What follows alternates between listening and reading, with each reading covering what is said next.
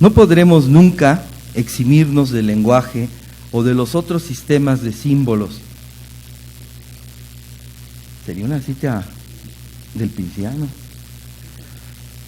Repito, no podremos nunca eximirnos del lenguaje o de los otros sistemas de símbolos, pero podemos también muy fácilmente convertirnos en sus víctimas.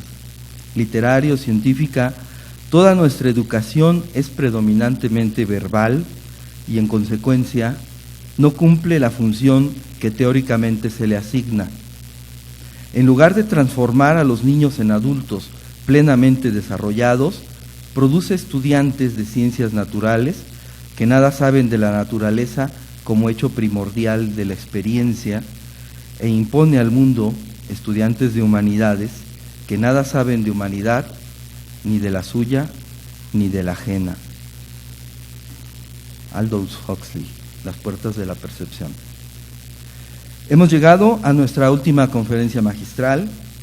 Esperamos que la celebración compartida haya sido y sea una fiesta del espíritu, del arte y de lo mejor que crea el alma humana. Esperamos que la palabra consentido tenga vigencia y repercuta nacional e internacionalmente, porque compartir lo mejor es ser lo mejor con los otros, con nosotros. Damos así la palabra a nuestro querido maestro, el doctor Alfredo Alvar, quien nos ofrece la conferencia magistral a la búsqueda del mito de carne y hueso. El doctor Alfredo Alvar es especialista en la España del siglo de oro y en concreto en el humanismo y en historia de Madrid, ciudad y corte. Profesor de investigación en el Instituto de Historia del Consejo Superior de Investigaciones Científicas. Académico correspondiente de la Real Academia de la Historia desde el 2004. Durante 22 años fue profesor asociado en la Universidad Complutense de Madrid. Es premio Villa de Madrid, Ortega y Gasset de Ensayo y Humanidades, del 87. En los últimos años ha publicado los siguientes libros: Isabel la Católica, una reina vencedora, una mujer derrotada, del 2002. Cervantes, Genio y Libertad, del 2004. El Duque de Lerma, Corrupción y desmoralización en la España del siglo XVII, del 2010. La emperatriz Isabel y Carlos V, Amor y gobierno en la corte española del Renacimiento, del 2012. Madrid, corazón de un imperio, 1561 y 1601 a 1606, publicado en el 2013. Juan Sebastián Elcano, un espíritu indómito contra la adversidad. Un maestro en tiempos de Felipe II, Juan López de Hoyos y la enseñanza humanista en el siglo XVI. Todos sus escritos, libros y artículos se han basado en la investigación de documentación original y en muchos casos desconocida, custodiada en los archivos y bibliotecas históricas de España y del extranjero. La última vez que nos acompañó había metido las manos y buena parte del tiempo en Esquivias, en los archivos de Cervantes o de documentos sobre Cervantes, los que se encontraban. Un cálido aplauso al doctor maestro Alfredo Alvar.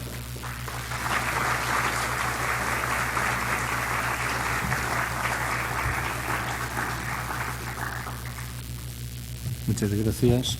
Excelentísimas e ilustrísimas personalidades, señoras, señores, estudiantes, por supuesto, público en general. Muchas son las instituciones y personas a las que debo agradecer mi presencia hoy aquí. En primer lugar, sin duda alguna, y como hemos dicho todos, a doña Ana Sara Ferrer, que mantiene viva la memoria de su padre en esta gesta permanente cervantina. Y cito: los hijos, Señor, son pedazos de las entrañas de sus padres, y así se han de querer, o buenos o malos que sean, como se quieren las almas que nos dan la vida. A los padres toca el encaminarlos desde pequeños por los pasos de la virtud, de la buena crianza y de las buenas y cristianas costumbres, para que cuando grandes sean báculo de la vejez de sus padres y gloria de su posteridad. Quijote 2:16. Querido Raimundo, yo también tengo mis textos. Quiero agradecer también a Onofre Sánchez Menchero, que coordina un excelente equipo humano que nos da asistencia y tranquilidad en cada momento en estas lejanas tierras de nuestras casas. Por supuesto, a Florencio Sevilla, buen amigo, y cito, cuán firme, se me ha colado este texto que yo no lo quería, era otro, pero ha salido este, cuán firme debió ser la amistad de estos dos pacíficos animales para confusión de los hombres que tan mal saben guardarse la amistad los unos a los otros. Quijote 2.12, de mi fichero también. Quiero agradecer, por supuesto, a Raimundo y a Selene, que son el alma, corazón y vida de nuestras penas por estas calles de Guanajuato, a todo el público en general y a los colegas, maestros de quienes he aprendido tanto en estas tan intensas jornadas, y no solo he aprendido científicamente. Tal vez, cuando tenga puesto el pie en el estribo, piense qué pudo dejar en mí Guanajuato, y entonces me daré cuenta de nuevo que todo fue diferente desde que empecé a venir por aquí hace una década. Me sospecho que afortunadamente mi exposición va a ser más positivista de lo que se acostumbra a hacer. Sacad, estudiantes, al final, las conclusiones que os parezca sobre los instrumentos y las herramientas que os proporciono, y que ello sea desde vuestra libertad. Me maravilla en ocasiones lo que llegaron a entender nuestros antepasados, según se puede decir, de lo que quieren decir las cosas que ellos leyeron. Cito, el histórico convento de las Clarisas iba a ser vendido.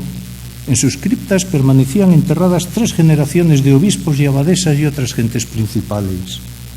Para venderlo, el primer paso era desocuparlas y entregar los restos a quienes los reclamaran y tirar el saldo a una fosa común. Me sorprendió el primitivismo del método. Los obreros destapaban las fosas a piocha y azadón, sacaban los ataúdes podridos que se desbarataban con solo moverlos y separaban los huesos del mazacote de polvo con jirones de ropa y con cabellos marchitos. El maestro de obras copiaba los datos de la lápida en un cuaderno escolar, ordenaba los huesos en montones separados y ponía la hoja encima de cada uno para que no se confundieran.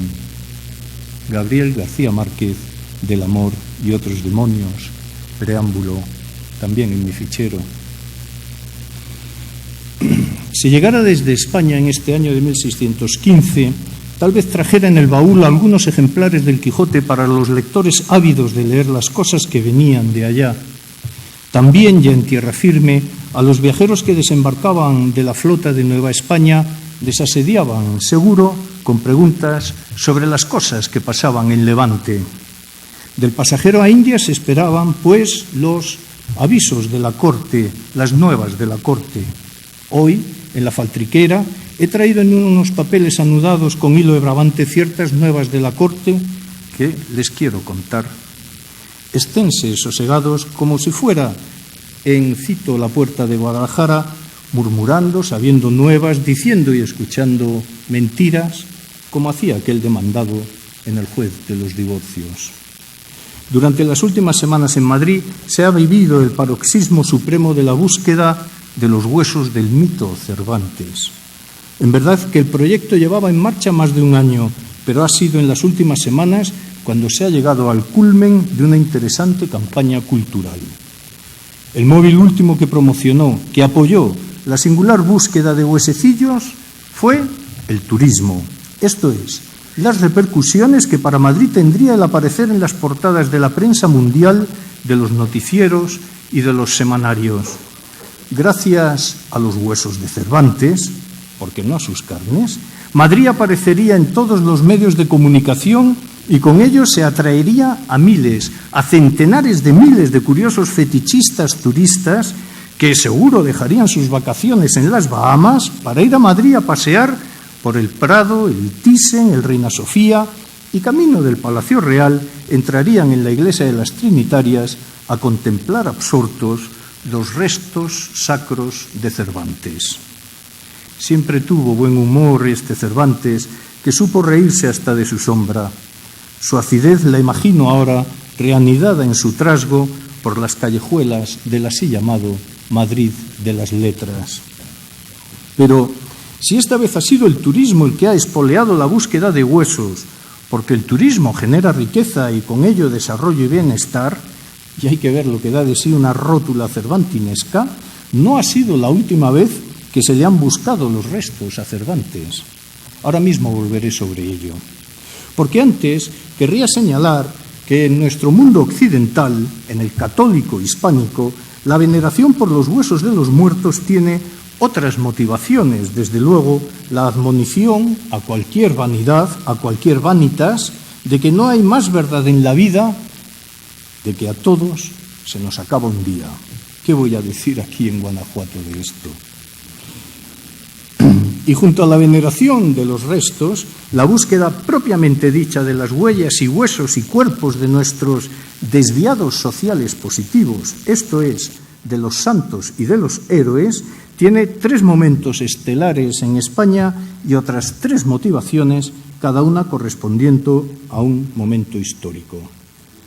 Limitándonos a las derivadas de lo católico, todo empezó, por así decirlo, en el Concilio de Trento, 1545-1563.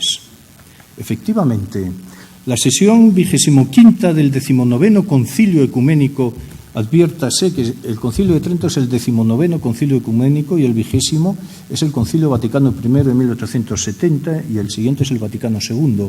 Es decir, que el Concilio de Trento tuvo su vigencia. Como digo, en la sesión 25ª del 19º Concilio Ecuménico de la Iglesia Católica, que se celebró en la ciudad italiana de Trento, estuvo dedicada esta sesión a la, cito, invocación, veneración de las reliquias de los santos y de las sagradas imágenes. Manda el Santo Concilio a todos los obispos y demás personas que tienen el cargo y la obligación de enseñar, que instruyan con exactitud a los fieles ante todas cosas sobre la intercesión e invocación de los santos, el honor a las reliquias y el uso legítimo de las imágenes según la costumbre de la Iglesia católica y apostólica. Los cánones y decretos del Concilio de Trento y de esta 25ª sesión son mucho más largos y no tendríamos tiempo de leerlos hoy. Sin embargo, siempre me gusta animar a que tecleen en San Google cánones y decretos del Concilio de Trento porque están traducidos al español y se leen con deleite, porque sobre gustos no hay nada escrito. Insisto en mi admiración hacia los teólogos conciliares y su honda sabiduría de la humana conditio.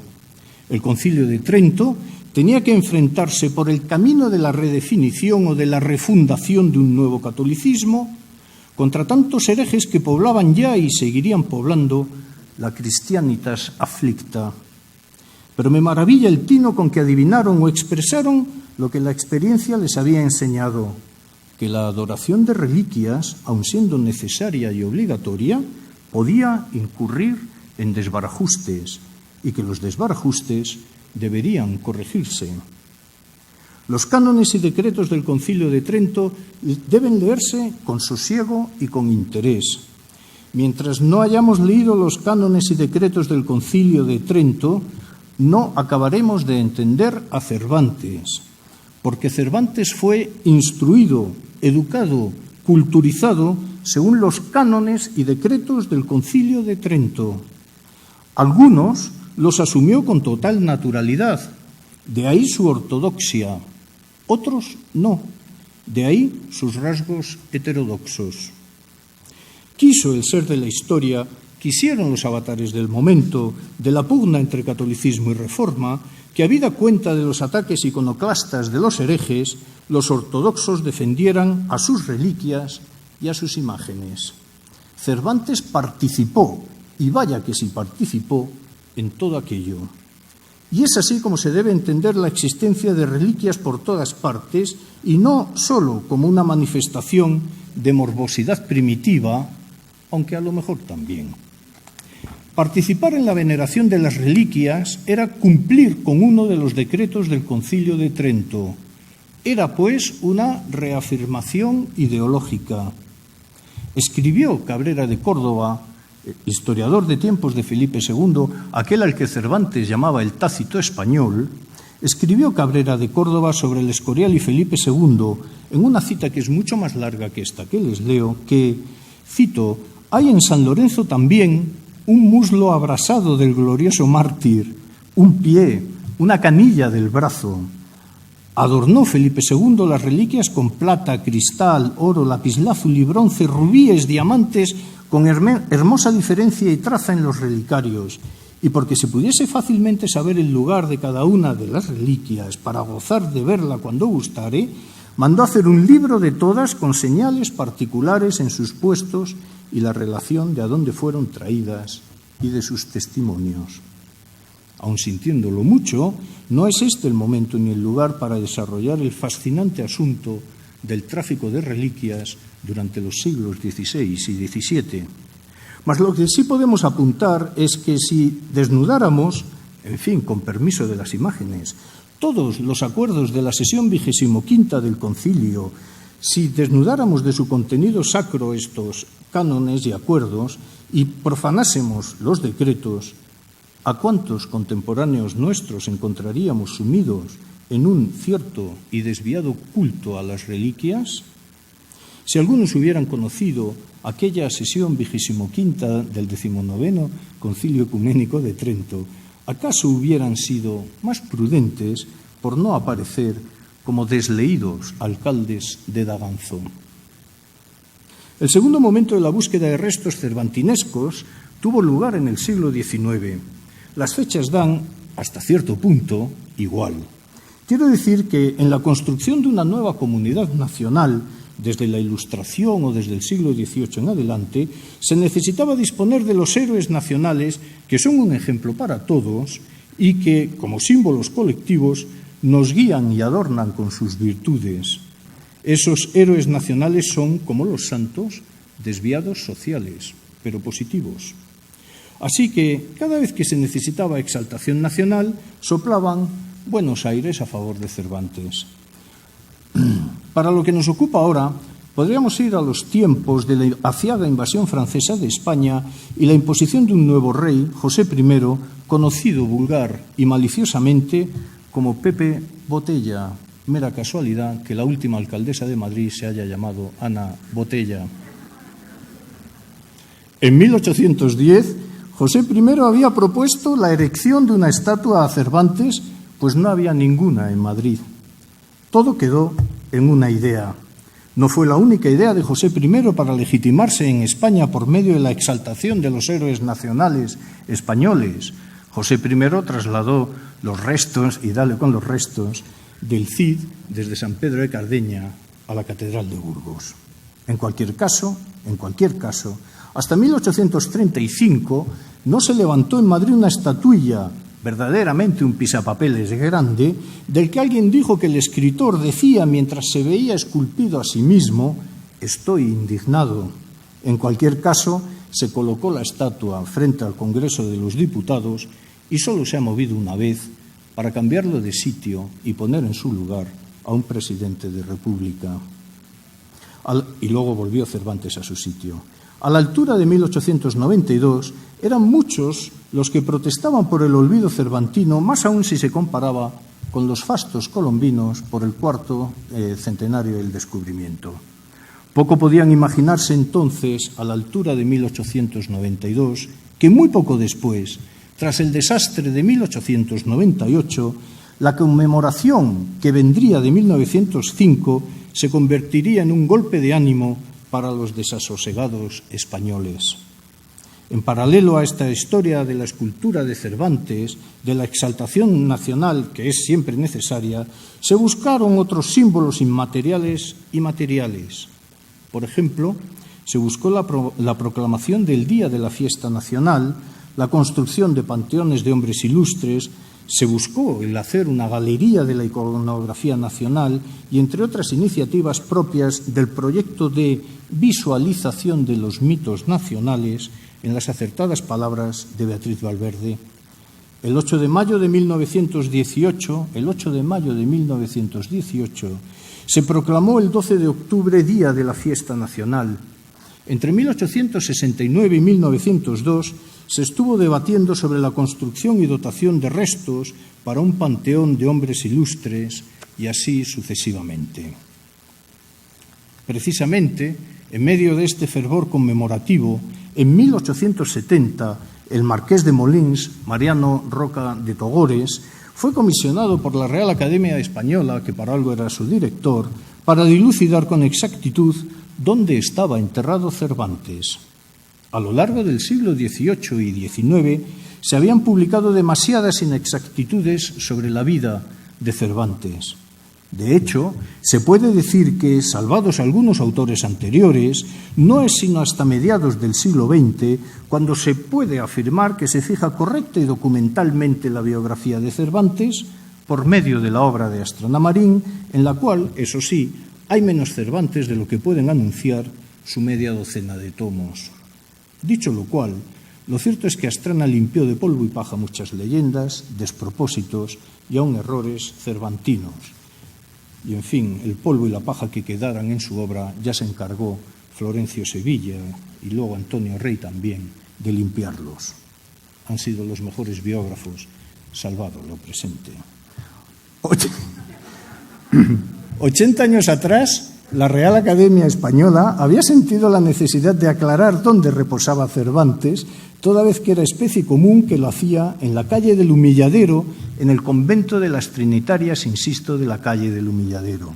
Sin embargo, en la calle Cantarranas, que el otro día me llevé una enorme sorpresa al ver que aquí también hay una calle Cantarranas junto al lugar donde se nos aloja, en la calle Cantarranas, que hoy se llama calle Lope de Vega, estaba el convento de las Trinitarias y en él había puesto la propia Real Academia Española la gran lápida que anuncia que allá estaban en algún sitio los restos del escritor.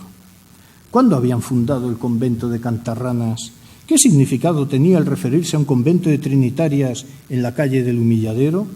La confusión se iba a resolver pronto. El convento de las Trinitarias se había fundado en 1612 y por unos meses había habido una mudanza en 1639 al Humilladero, volviendo inmediatamente después al emplazamiento tradicional en Cantarranas.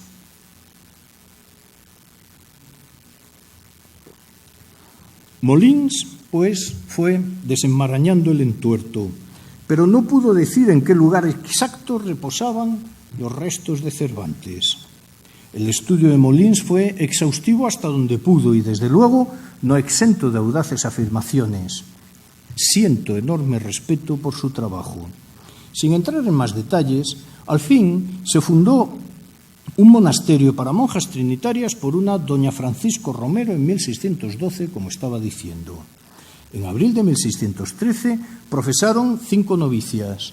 Una de ellas, Isabel de Cervantes, la hija ilegítima del escritor, se dice. Siguió la vida del monasterio. Se rompieron los lazos entre la fundadora y las monjas que quedaron sin soporte económico. Aparecieron unos marqueses de la Laguna que fueron benefactores en grado sumo de las Trinitarias. Decidieron levantar iglesia y convento nuevo, derruyeron lo antiguo, esto es, se tiró la iglesia vieja con su cripta y con sus construcciones adyacentes en 1673.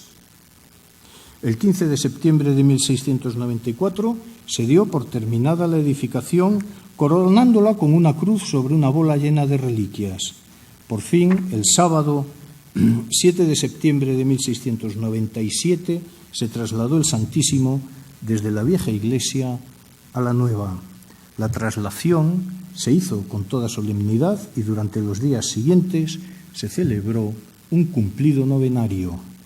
Escribió Molins, tras su concienzuda investigación y de pasar a saber cuántas horas viendo el archivo de las monjas y escuchándolas a ellas de viva voz que le decían lo que ponían los documentos, que no le dejaban ver.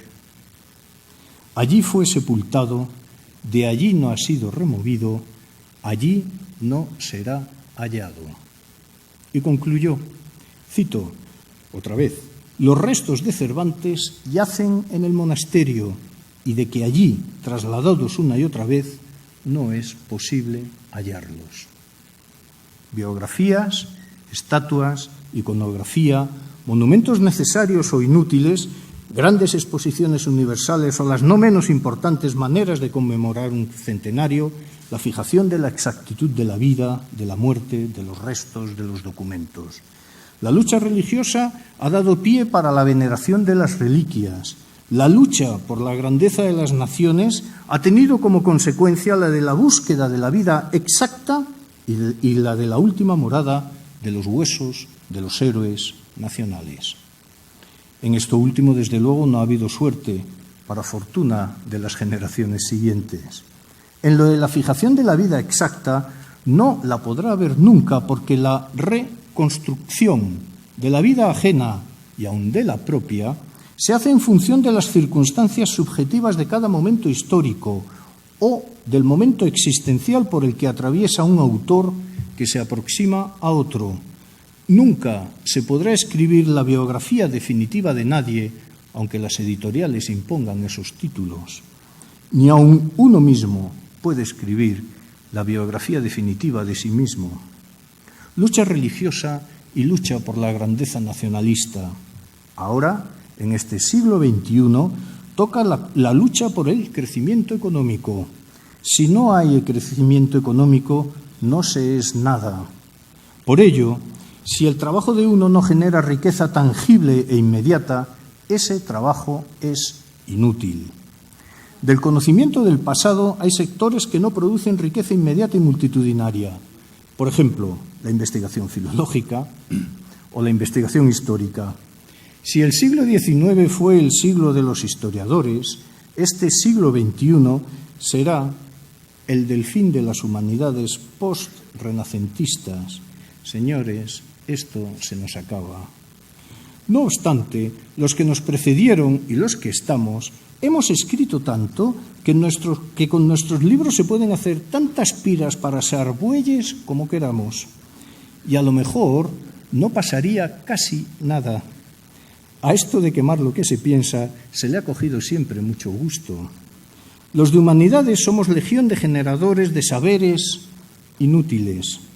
Pero si se mira alrededor, hay patrimonio por todas partes, patrimonio material e inmaterial, y probablemente no sea bueno destruirlo porque podrían hablar mal de quien lo ordenara o de quien lo hiciera.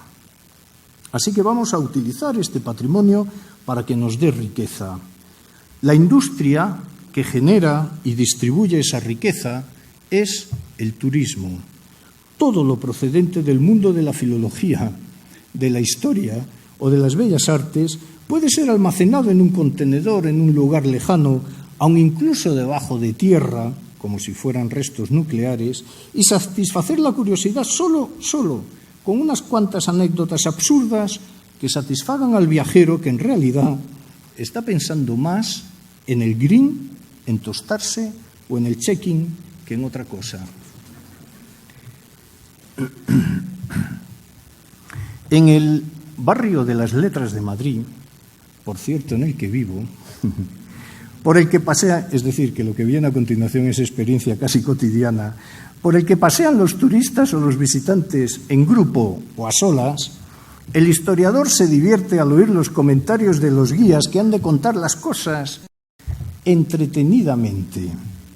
Obviamente, tras media hora de explicaciones sobre la vida de Cervantes, Lope, Calderón, Góngora, sobre los mentideros o la imprenta de Ibarra, sobre amoríos, entierros, cortejos, cambios de nombres de calles y no sé cuántas cosas más, quien estuviera pensando en el green sigue pensando en el green.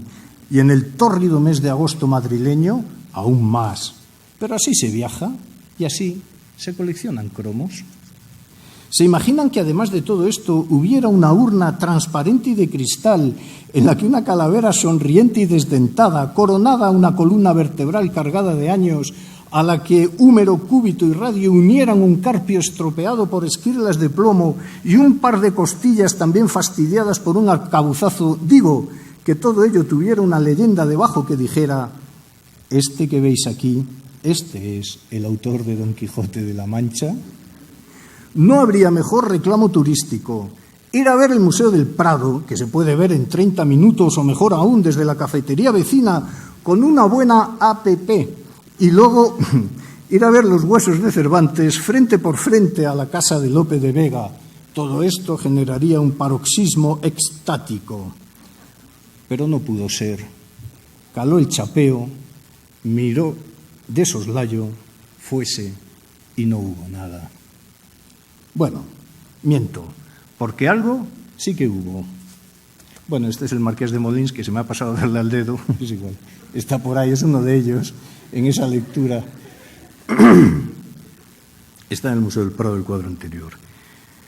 Algo sí que hubo. Les presento, desde delante hacia atrás, la jefa de la excavación arqueológica, delegada de las artes, alcaldesa de Madrid, antropólogo forense, el diseñador. ¿Ven la cara que tiene el diseñador del proyecto? Este lo ofreció el proyecto al Ayuntamiento de Madrid, el Ayuntamiento de Madrid lo aceptó. Por cierto, esta falta de pelo que asoma por ahí es la mía. Madrid. Vámonos a Madrid. Bueno, mañana. Madrid. Palacio de la Alcaldía de Madrid. Es el 17 de marzo de 2015. El salón de actos se ha abierto como en las grandes ocasiones y está plagado no se pueden imaginar cómo, de cámaras de televisión. Han tenido el detalle de abrirlo solo para periodistas. No se ha cursado ninguna invitación a las sociedades científicas que hay en Madrid.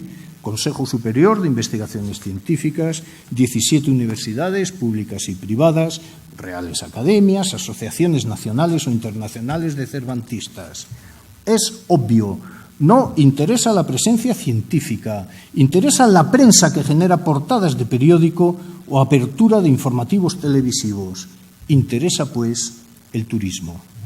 Se van a presentar los resultados del proyecto Cervantes, búsqueda, localización y estudio osteológico de los restos mortales de don, no sé la manía del don, Miguel de Cervantes, informe ejecutivo de la segunda fase 2015.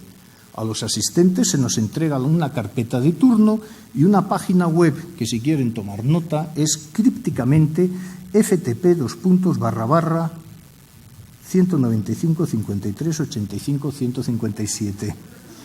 Conste memorizada.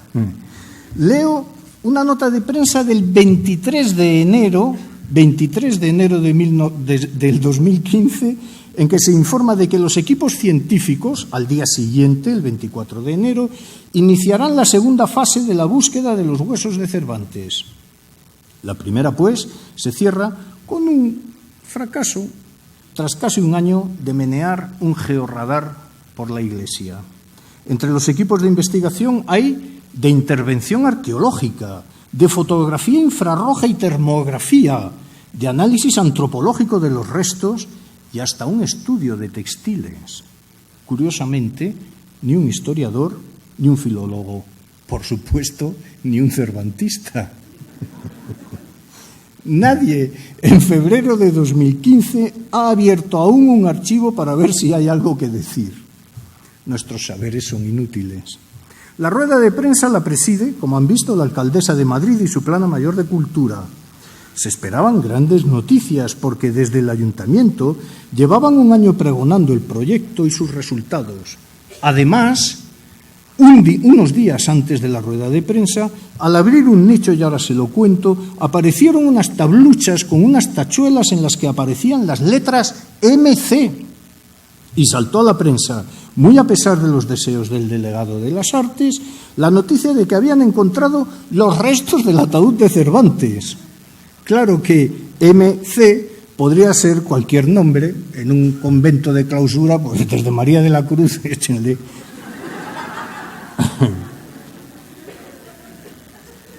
Y las tachuelas con las que ponía MC eran tachuelas del siglo XIX. En cualquier caso, como digo, no se contó con un historiador hasta febrero de 2015, cuando la excavación arqueológica ya estaba en marcha. Toda la información que se ha emitido y facilitado sobre la búsqueda de Cervantes se basa en la planta de la iglesia actual. Es decir, a nadie se le ocurrió pensar que tal vez los restos de Cervantes estuvieran en el subsuelo de la iglesia antigua que fue demolida al acabar de erigirse la iglesia actual. Como consta en el informe histórico, la iglesia original se erigía en la calle Amor de Dios, hoy Costanilla de las Trinitarias, que limita la manzana por el este, según el informe oficial.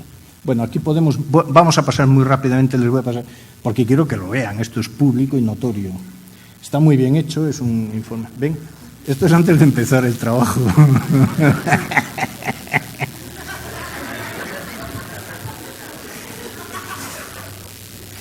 La prospección geofísica es que aquí no es donde estaban estudiando, como decían ayer, como era la geología del subsuelo, no sé qué. Bueno, esta es la iglesia actual, esta es la bajada a la cripta, esta es la calle de Lope de Vega, de Cantarranas, por aquí se entra a la iglesia actual. Espectacular, impresionante lo que saben hacer las máquinas. Es que sin máquinas no se puede hacer investigación.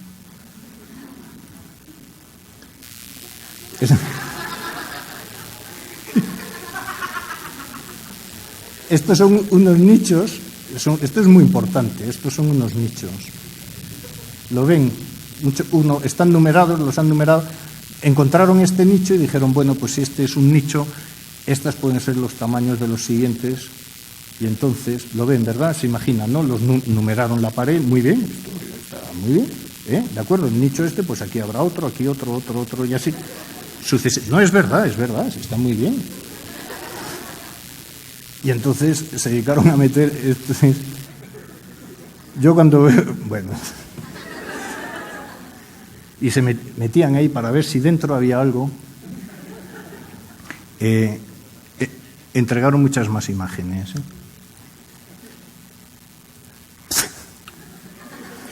Y entonces, al ver esto... Habían pasado el georradar por ahí y vieron esto así hundido, probablemente dijeron, bueno, pues ahí a lo mejor hay algo. Ven, ¿no? Toda la iglesia, la bajada, la cripta, es espectacular. El trabajo técnico y científico que se ha hecho es impresionante. Yo creo que es un modelo de investigación. Entonces tenemos que la calle de Cantarranas, hoy Lope de Vega, es esta. Aquí se entra por aquí a la iglesia actual. La iglesia antigua estaba aquí.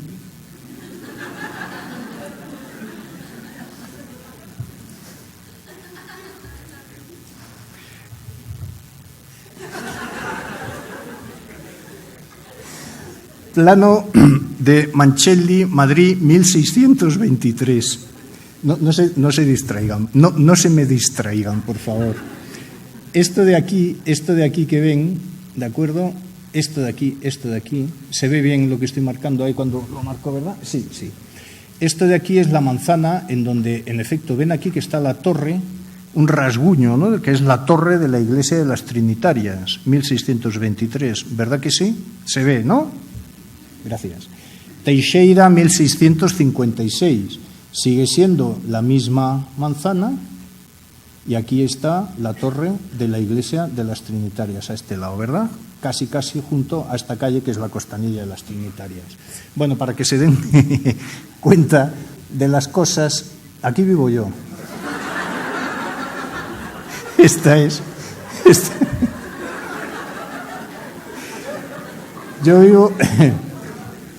Yo vivo en la calle Cervantes, que es el único vicio oculto que puedo declarar en público. Subimos por la calle Cervantes, que se me va el ratón, nunca mejor dicho. Vamos por la calle Cervantes, que es la calle de Francos, y aquí está la casa de Lope de Vega. Aquí está el supermercado en el que voy a comprar el pan. Todos los días, o casi todos los días de mi vida, paso por delante de la casa de Lope de Vega y es en donde me encuentro a los guías turísticos que están desesperados de contar Madrid por quinta vez en la mañana, diciendo unas barbaridades y algunos con muy buena voluntad y lo hacen bien. Aquí está una fábrica de patatas fritas y churros. Bien. El pan, aquí compro el pan. Luego aquí está la tintorería en la que me ponen los trajes en su sitio y tal, ¿no? Aquí es donde murió Cervantes. La entrada a la casa antiguamente era por ahí, pero en España hubo en el siglo XIX mucho furor de piquetas y entonces tiraron la casa abajo y ahora se entra por aquí, ¿no? Entonces es una casa no vale nada, no tiene una puesta, luego vamos a ver una placa ahí puesta y al pie de la tienda, pues como de la casa, como corresponde a una casa de un individuo de este porte, hay una tienda de zapatillas de andar por casa, de almohadillas para los juanetes y de cosas. Vale. Total, se viene por aquí, se baja por la calle de Cantarranas, es decir, la calle de Lope de Vega, que también hay mal gusto, ¿eh? La calle de Lope de Vega, donde está enterrado Cervantes, temblándole los huesos, y Lope de Vega, donde vivió en la calle de Cervantes. Yo creo que cuando pusieron los nombres de las calles no lo sabían bien. Bueno, aquí está, como ven, pegada a este lado, la torre de la iglesia antigua, ¿no es verdad? Bien, si bajamos a Google Maps, ven la manzana igual, ¿verdad que sí? Bien, la torre de la iglesia antigua estaría aquí, ¿no es verdad? Ya no existe, claro. La iglesia nueva está aquí. Aquí. Aquí.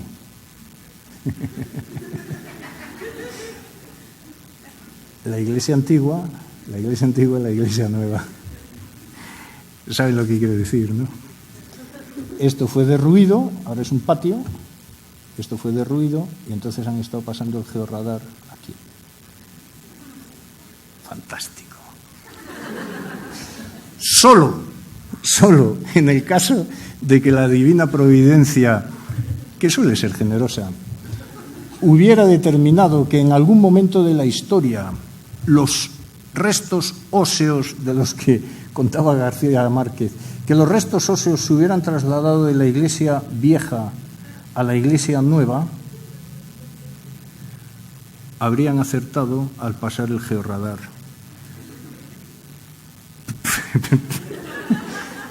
Pero providencialmente. Bien. Así que, cito el informe oficial, en fecha aún por determinar, termina la cita, los restos de los enterrados en la iglesia antigua se trasladarían a la nueva. En cualquier caso, los marqueses de La Laguna habían limitado el derecho de enterramiento en la iglesia a quienes ellos decidieran a partir de diciembre de 1630, fecha de inicio de su patronato.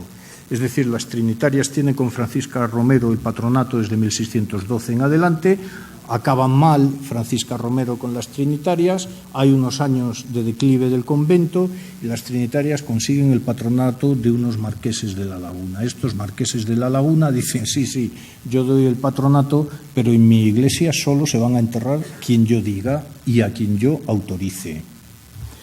1613-1630 es el periodo en el que en efecto hay enterramientos aquí, pero luego ya no los va a haber ahí. Por tanto, se realiza la investigación de los enterrados en las trinitarias desde 1612, que es el inicio del patronato de Francisca Romero, 1612 hasta 1630. Bueno, esto se sabía, claro, porque ya se había descubierto en el siglo XIX la partida de defunción de Cervantes, pues claro que se habían visto esos libros. Por cierto, la iglesia, ahora es que me acaba de venir a la cabeza ahora mismo, la iglesia de San Sebastián, que es en donde se custodia la partida de defunción de Lope de Vega, de Cervantes, además de otras muchas partidas de defunción de nuestros autores del siglo de oro, está por aquí. Y ahí es en donde quise bautizar, y de hecho bauticé a mi hija Marianita para que esté su partida de bautismo junto con todo. Informe oficial. Cito, el total de inhumados en este periodo, 1612-1630, el total de enterrados, según el archivo parroquial de San Sebastián, que es en donde se registran los enterrados de las trinitarias, el total de inhumados en este periodo asciende a 18, 12 adultos y 6 menores. Los adultos son 6 hombres y 6 mujeres, entre ellos Cervantes. De los 18 enterrados parece ser que a uno se le trasladó, cito, a donde él se mandó depositar. Es decir, primero se enterró ahí, pero en su testamento había dicho que se quería enterrar en otro sitio, se sacaron sus restos y se llevaron a otro sitio. En conclusión, entre 1612 y 1630, según nos informa el Ayuntamiento de Madrid, utilizando los datos parroquiales, etcétera, etcétera, se enterraron en las trinitarias 17 personas, de las que 6 eran varones adultos, 5 mujeres adultas y 5 niños y una niña. 17. Poco antes del 20 de diciembre de 1630, los cuerpos de los inhumados en la iglesia antigua de San Ildefonso fueron exhumados para dar cumplimiento a las cláusulas del patronato de los marqueses de la Laguna y fueron inhumados de nuevo dentro de la iglesia. En 1730 se trasladaron a la nueva cripta los restos de los cadáveres exhumados en 1630 de la iglesia primitiva. Por tanto, Cervantes fue sacado de su tumba originaria antes de 1630, llevado a reposar temporalmente a algún lugar indeterminado y vuelto a enterrar en la iglesia nueva en 1730. ¿De acuerdo? De 1630 debió trasladarse a alguna parte indeterminada de la iglesia nueva y ya en 1730 sí se le enterró en un sitio que es lo que ahora se ha podido determinar. Todo ello sin perder de vista que pudo sacársele antes al enterrar junto a él a su esposa, por ejemplo. Por cierto, la traslación de los restos óseos en fecha indeterminada de la iglesia antigua, de cuya existencia no tenían noticia los promotores de este proyecto, a la iglesia nueva, les salvaba la cara. Habían pasado el georradar por el sitio correcto por casualidad. Según... Ahí va. El efecto sorpresa hay que mantenerlo. Según el informe arqueológico, en la cripta de la iglesia nueva, que es esta que hay aquí en pantalla, había dos zonas de enterramientos, unos nichos y unos enterramientos en el suelo, se ve, o se lo creen. Estos estaban sepultados unos sobre otros en 3 capas. En el suelo había 3 capas de enterramientos. La más profunda, la de los restos más antiguos o los trasladados en 1730. La más superficial, la de los restos más nuevos. Así, en efecto, entre 28 a 120 centímetros había restos de 11 cuerpos, todos en ataúdes. Entre 30 y 50 centímetros, restos de 57 cuerpos. Y debajo del enlosado, prácticamente en superficie, restos de 172 cuerpos. Sin extendernos en otros detalles del informe arqueológico, nos centramos en la reducción de huesos 4.2/32, que es la tercera capa de enterrados. Es decir, de las 3 capas de enterrados que había aquí, la más profunda es la denominada reducción 4.2/32, en la que hay restos de 11 cuerpos en ataúdes. Bueno, en la esquina, cito el informe oficial, en la esquina sureste de la cripta y a una cota de 135 centímetros bajo el enlosado se documentó la presencia de una reducción de huesos que podría ser compatible con el osario trasladado de la iglesia primitiva a la bóveda de la iglesia nueva. Y se añade, en definitiva, estaríamos en la zona donde posiblemente se produjeron los primeros enterramientos en la cripta, posiblemente los primeros enterramientos de la cripta. He de decir que el informe arqueológico y el antropológico me parecen metodológicamente soberbios.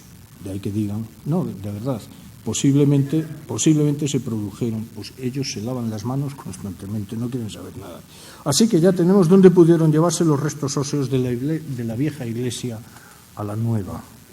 Y sigue el informe arqueológico. Los restos óseos que forman la reducción 4.2/32, ven que está puesto aquí el 32, ¿verdad? Es en donde estamos. Se encuentran en un estado de conservación deficiente, muy frágiles. La mayor parte del hueso esponjoso ha desaparecido, etcétera, etcétera. Página 32 del informe. Y se concluye, a pesar del estado de conservación de los restos, se ha podido calcular un NMI, número mínimo de individuos, aquí, de 10 adultos y 5 infantes. Y a ello añado, me faltan, por lo tanto, de estos 10 adultos y 5 infantes, que son 15, me faltan 2 cuerpos. Recuerdan, ¿verdad?, que eran los que sabían, el de un adulto y el de un niño. ¿Pudo haber desaparecido en algún momento de la historia el cuerpo de Miguel de Cervantes? La respuesta válida es tanto sí como no, o como todo lo contrario, mientras no se demuestre lo contrario. El caso es que de los 17 enterrados que hay entre 1612 y 1630, falta absolutamente un cuerpo entero. Y luego hay, veamos. Y ya llegamos a la polifonía, que está muy aquí en este congreso, esto de la música, y ya llegamos a la polifonía cervantina. Según los frontales de cráneos recuperados, cito textualmente el informe, se ha establecido que se ha establecido que 4 cráneos son de sexo masculino con seguridad, otros 2 cráneos más son posiblemente de sexo femenino y finalmente otros 2 cráneos indeterminados, ya que no se dispone de suficiente material para poder discriminar por sexo. Me falta un cuerpo entero y tengo de estos cráneos dos cráneos indeterminados que no tengo suficiente material para poder discriminar por sexo.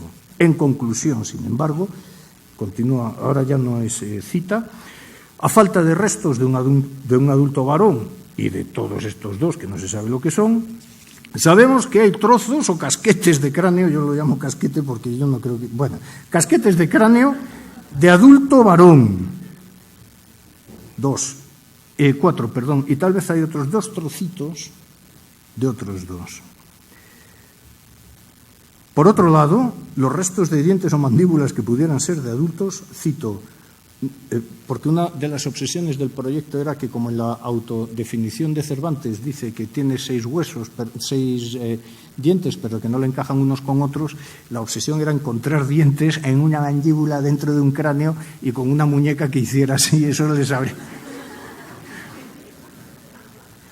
Pero fuese y no hubo nada. No ha sido posible establecer la asociación de estos fragmentos óseos de dientes o mandíbulas con ningún cráneo. Y además, cito, teniendo en cuenta el mal estado de conservación de la muestra, no se han encontrado lesiones traumáticas compatibles como las que habría podido presentar Miguel de Cervantes en vida. Es decir, no se encontró ninguna muñeca con un balazo ni ningún costillar agujereado por plomo. De tal manera que, continúo, cito, la asociación de alguno de estos restos óseos con la identidad del escritor no ha sido posible al no existir elementos individualizados de tipo morfológico claros. Página 35 del informe. Sin llegar a ser lo de Derrida de esta mañana, la asociación de alguno de estos restos óseos con la identidad del escritor no ha sido posible al no existir elementos individualizados de tipo morfológico claros. Es decir, ni idea. Pero a todo esto, todas estas cajitas de lacasitos, estos son huesos de los que se han encontrado en la reducción 32 y estos son los cráneos, ¿verdad? Conclusión general, página 38 del informe oficial. A la vista de toda la información generada, bueno, y aquí como ven yo no me estoy inventando nada, estos son PDFs que he ido sacando del informe oficial, no es que esto es el informe oficial facsimilarmente reproducido. A la vista de toda la información generada, en el caso de carácter histórico, arqueológico y antropológico, conclusión general del informe, es posible considerar que entre los fragmentos de la reducción localizada en el suelo de la cripta de la actual iglesia de las Trinitarias se encuentren algunos pertenecientes a Miguel de Cervantes. Es posible considerar, claro, ¿qué va a decir el redactor del informe con respecto a la obsesión del mecenas? Estos son los 4 restos que, sin tener en cuenta el cuerpo entero perdido, los otros 2 que no se sabe si son de mujer o no, reduciendo, estos son los 4 casquetes que en el mejor de los casos podrían ser de Miguel de Cervantes. Let's play again.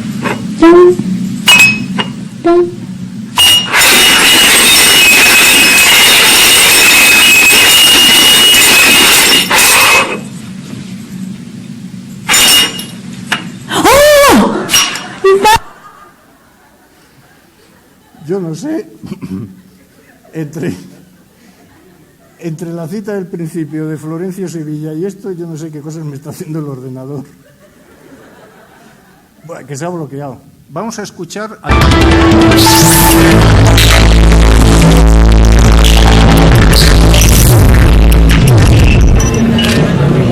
El proyecto va a tener 3 fases. La primera es la que se hizo hace meses, nos ha permitido conocer el edificio. Ahora sabemos dónde hay huecos, cuáles son los espesores de los muros, el estado de conservación. La fase 1 quedó resuelta, se entregó el correspondiente informe. Ahora entramos en la fase 2 de exhumación y tocamos también la 3. La 3 sería el análisis de los restos. Nosotros no vamos a sacar nada de la cripta, es decir, no vamos a terminar nada en ningún laboratorio. Lo haremos en la cripta. Y si tenemos una hipótesis de aproximación a alguna identidad, hablaremos de una tercera fase tramitando de nuevo todos los permisos a todas las autoridades. Pero quiero que se entienda esto, que no vamos a sacar un hueso para hacer una radiografía o para hacer un análisis genético o bioquímico, etcétera, por el momento. Si no encontramos a Cervantes, la conclusión es que no lo hemos encontrado, pero todos los relatos históricos dicen que a Cervantes nunca se le sacó de ese recinto. Y lo que es seguro es que los restos nunca se van a sacar de ese convento. Esa es una decisión de las monjas que respetamos todos y también es una decisión del arzobispado. Nos parece además muy correcto.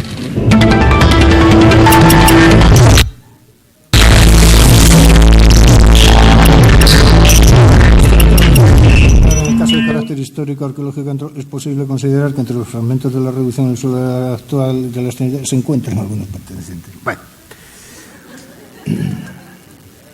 A ver, es que esto es. No, es que este vídeo empieza muy bien. 300 años después de la muerte del escritor español más universal, Miguel de Cervantes, los investigadores han confirmado este martes que han encontrado parte de sus restos mortales en la iglesia de las Trinitarias de Madrid. Han sido hallados después de... Es decir... Los científicos que buscan a Cervantes dijeron el martes haber ubicado restos óseos del autor español en un mal estado. Los huesos, fragmentos y esquirlas están mezclados en un osario con al menos otros 15 cuerpos en la cripta del convento de las Trinitarias Descalzas de Madrid, donde Cervantes fue enterrado en 1616. Esos restos serán difíciles de aislar, identificar y cotejar con ADN, lo que alimenta el misterio en torno al paradero del hombre que escribió la novela más importante de la literatura española. Pero los arqueólogos están convencidos que su cuerpo está entre esos fragmentos. Para ello se basan en las fuentes históricas, que documentan cómo 17 cuerpos, incluido el de Cervantes, fueron trasladados de la iglesia del convento a la cripta durante unas obras de ampliación entre 1698 y 1730. Son muchas las coincidencias y no hay discrepancias. Ese es el punto en el que nos encontramos en este momento de la investigación. Francisco Etxeberria, uno de los antropólogos forenses más... Un par de frases que se aunan a toda esta ceremonia de la confusión y que algunos lo tenemos clarísimo es que, cito, ninguno de los individuos exhumados presentaba características biológicas, indicadores o lesiones compatibles con los restos del escritor. Me quedan 2 o 3 minutos para terminar. Igualmente, se han hallado asociaciones pertenecientes a un mismo individuo entre huesos que se encontraban muy alejados dentro de la cripta. O, en tercer lugar, la individualización de esqueletos ha sido imposible. Había huesos por todas partes, en fin.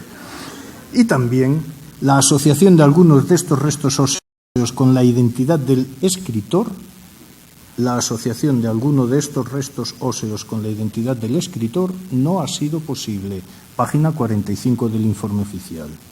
Finalmente, leo, en la conclusión general de este preinforme antropológico, aparecen 4 cráneos que son de sexo masculino y algunos indicadores que sugieren la presencia de individuos de edad avanzada que podrían ser compatibles con la identidad de Miguel de Cervantes.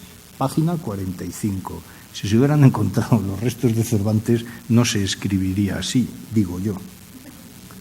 Finalmente, el éxito del proyecto de la búsqueda de Cervantes, el éxito del proyecto, esto no es informe oficial, esto es mío, El éxito del proyecto de la búsqueda de Cervantes ha sido absoluto.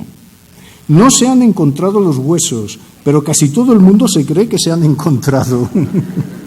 Además, Madrid ha salido en las portadas de los medios.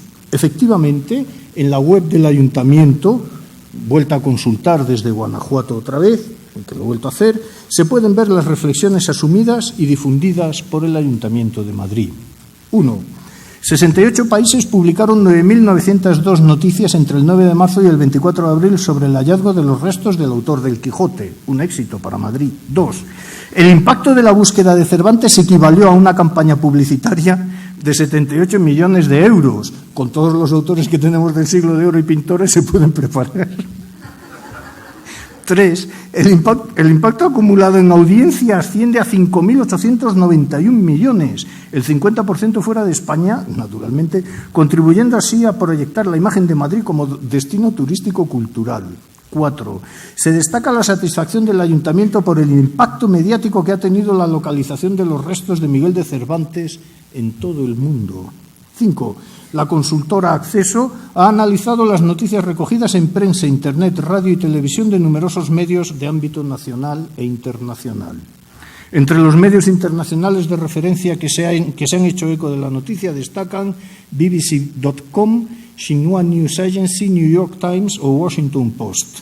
México ha sido el país extranjero donde más número de noticias se han recogido sobre el hallazgo de los huesos de Cervantes, mientras que los medios de Estados Unidos son los que más retorno económico e impacto en audiencia han aportado.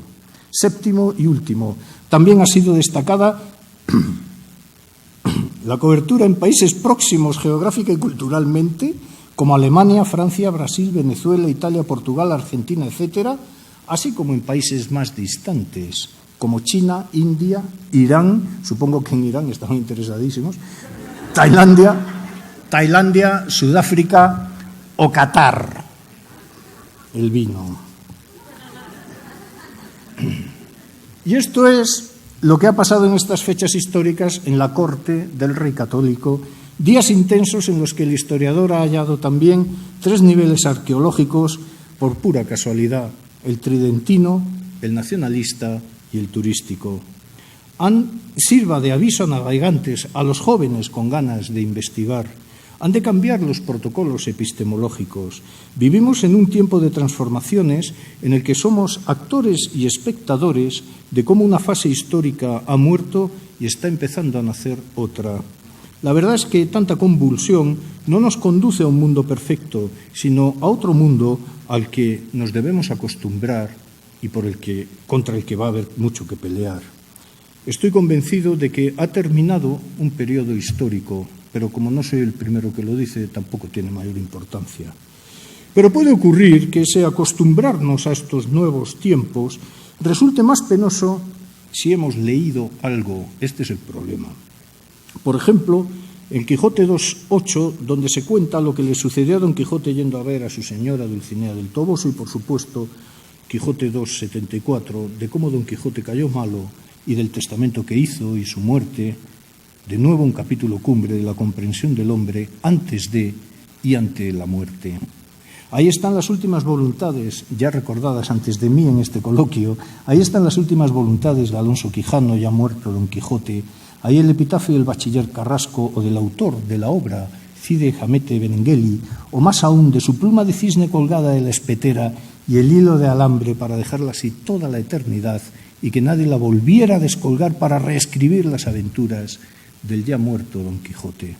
Es la pluma la que en las líneas finales de tan monumental obra se nos confiesa, la pluma que parió a Don Quijote, ajada ya y sin oficio, jubilada, nos advierte, y siento mucho amputar tan gran texto, que para mí sola nació Don Quijote y yo para él.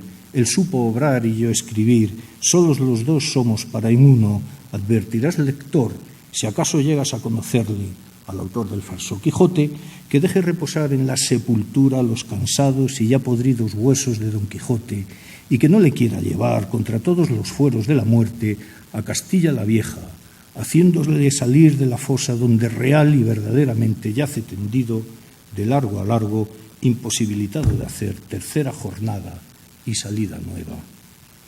La política y los adoradores de las vacuas vanidades no le han querido escuchar a la pobre pluma, y así les ha ido. Miguel de Cervantes sigue tendido de largo a largo, imposibilitado de hacer tercera jornada y salida nueva, como en 1616 exhaló su pluma. Y en cualquier caso, podrían haberse preocupado en leerse la lápida de la fachada de las Trinitarias de Madrid a Miguel de Cervantes, que por su última voluntad yace en este convento, o podrían haberse enterado de que los restos mortales de Don Quijote reposan en Guanajuato, en que se trasladaron allí desde algún lugar de La Mancha. Muchas gracias.